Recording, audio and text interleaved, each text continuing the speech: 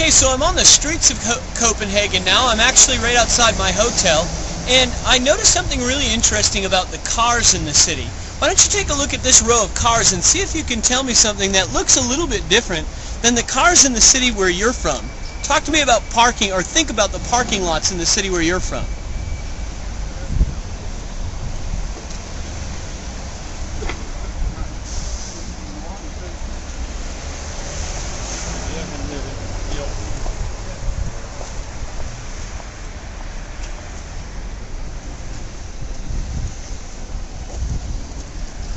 So did you notice anything interesting?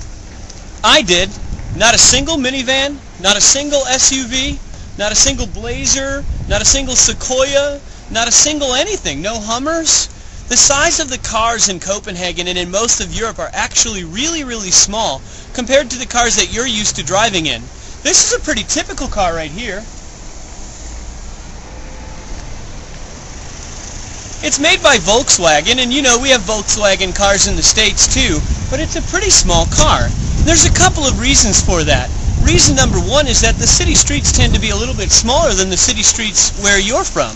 And if you have smaller city streets, well then smaller cars come in handy. But one of the second reasons for that here in Denmark is that, one, gas prices are a lot higher than you're used to paying, and number two, the city charges a really high tax for owning a car. Most cars tend to cost about 3 times as much as they do where you're from. So if we used a policy like that in the United States, if we decided to charge more for cars or to tax heavily on cars, do you think that would help us to get rid of our dependence on other countries for gas? Would that be something your family could pull off? Could you have just a small car in your family? Yes or no, and why?